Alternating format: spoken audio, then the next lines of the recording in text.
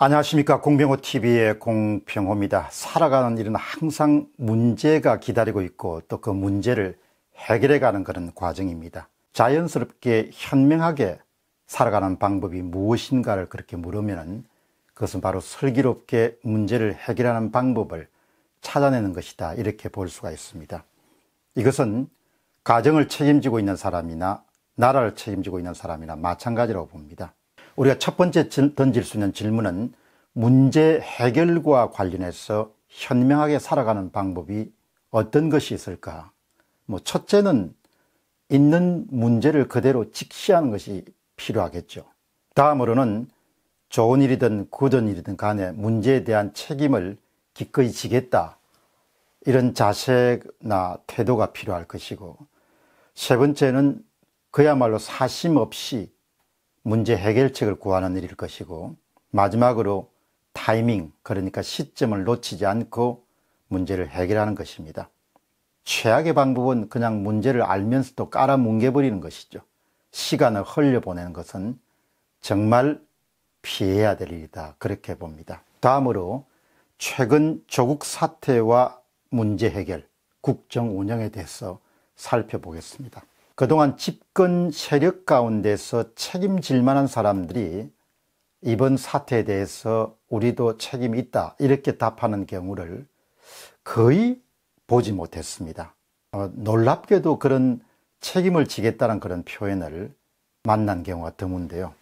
때문에 이제 문제는 해결될 기미가 보이지 않고 시간이 가면 갈수록 문제가 더욱더 악화되는 그런 상황이 만들게 됩니다. 그래도 잠시 언급할 만한 일이 있습니다. 10월 11일 날 서울 롯데호텔에서는 고려대학교 노동대학원이 주최한 모임이 있었습니다.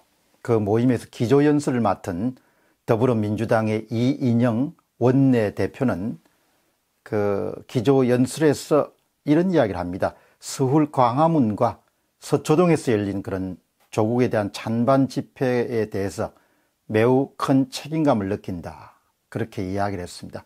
반가운 이야기지만 전체 기조연설 가운데서도 그냥 스쳐 지나가는 듯한 그런 표현에 그쳤습니다. 수백만 명이 모여가지고 항의 데모를 벌였습니다. 불구하고 원내대표가 그냥 몇 문장 정도로 이렇게 살짝 스쳐가는 그런 책임감이 있었습니다. 그 외에 그 기조연설의 대부분은 다른 이야기들로 채워지고 말았죠. 모든 국정 운영의 열쇠를 쥐고 있는 문재인 대통령의 문제 해결 방법이 많은 사람들의 관심을 지금 모으고 있습니다. 대통령이 어떻게 문제를 해결해서 국정을 좀 원만하게 이끌고 보통 국민들이 생업의 현장에 종사할 수 있도록, 집중할 수 있도록 그렇게 만들어줄 것인가, 그런 부분에 대한 관심이 집중되고 있는데요. 아무래도 정치 세계에 몸담고 있는 그런 사람의 이야기를 한번 인용해 볼 필요가 있습니다. 10월 11일 날 홍준표 전 자유한국당 대표는 문화일보와의 상당히 심층 인터뷰를 가졌습니다. 자신의 속내부터 시작해서 문 대통령에 대한 평가, 전국 운영, 그리고 여당과 야당의 그런 향후 진로, 이런 부분에 대해서 상당히 소상한 이야기를 했는데요. 그 긴 심층 인터뷰 가운데서도 딱 2개 부분만 여러분들에게 소개하도록 하겠습니다. 그것이 오늘 방송과 상당히 연관관계가 깊기 때문입니다. 홍준표는 이렇게 이야기합니다. 근본적으로 문 대통령은 대한민국의 대통령이 아니고 자기 진영의 수장에 불과하다. 자기 가족의 비밀과 권력의 비밀을 가장 잘 알고 있는 조국을 내칠 수 없었을 것이다. 문 대통령이 국론 분열이 아니라고 한 말을 듣고 하야 직전에 이승만 대통령을 생각했다.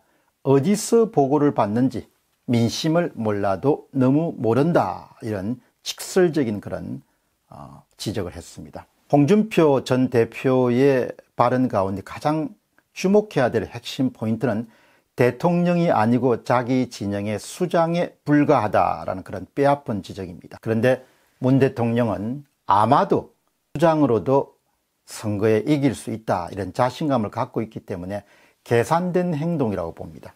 또 다른 하나의 홍준표 대표의 인터뷰 내용입니다. 나는 조국을 지지하는 서초동 집회는 조직폭력배 집단의 행동과 같다고 본다. 딱 단정합니다. 원래 조폭들이 두목이나 간부가 잡혀가거나 수사를 당하면은 검사들을 엄해한다. 내가 검사할 때 경험해 볼 일이다. 조국과 그 가족은 혐의점이 한두 개가 아니다. 도둑놈이 자기를 잡으러 쫓아오는 경찰을 돌아보면서 쫓아오지 말라고 고함치는 것과 똑같다. 조국을 임명하면은 정권이 망하는 길로 가게 될 것이라고 내가 경고한 적이 있다. 결국 문 대통령의 문제가 되고 말았다. 이런 이야기를 합니다. 이 말 가운데 또 가장 핵심 포인트는 그가 경고한 것처럼 조국을 임명하면서 결국 문 대통령의 문제가 됐다. 이 표현입니다. 현재의 많은 그런 대규모 시위에서 나오는 그런 요구는 바로 조국 사태가 문재인 사태로 이미 발전됐다는 것을 확인할 수가 있습니다. 요약해서 말씀드리겠습니다. 세상 사람들은 대통령이 잘못하고 있다고 비난하지만 대통령은 자신이 합리적으로 행동하고 있다고 믿고 있을 것입니다. 대통령은 한쪽의 수장 노릇만으로도 승리할 수 있다는 계산 하에 행동하고 있기 때문에 국민 다수가 조국 퇴진을 주장함에도 불구하고 이를 깡그리 무시하고 검찰개혁이란 동문서답으로 답하고 있는 것입니다. 계산 하에 행동하고 있다는 것이죠. 국민의 계산과 국민의 요구와 대통령의 계산이 아주 틀린다는 겁니다. 불일치가 일어나고 있는 것이죠. 현재로서는 대통령의 확신이 바뀔 가능성은 거의 없다.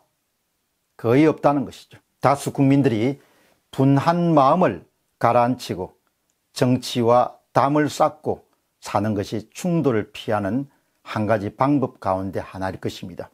그렇지 않고 다수 국민들의 요구와 분노가 계속해서 부글부글 끓어오른다면 대통령의 기이한 확신과 큰 충돌이 발생할 수밖에 없을 것이다. 다시 이야기를 정리를 딱 하면은 대통령이 바뀔 가능성이 없기 때문에 국민들이 화가 나더라도 참고 생업의 현정으로 돌아가든지 아니면은 도저히 못 참겠다. 그렇게 하면 결국은 그것은 광장을 통해서 대통령과 정면 충돌이 일어날 수밖에 없을 것이다. 그런 생각을 하게 됩니다. 근데 여기서 아주 중요한 전제는 대통령은 절대로 바뀔 가능성이 없다. 절대로 바뀔 가능성이 없다. 공병호TV의 공병호였습니다. 감사합니다.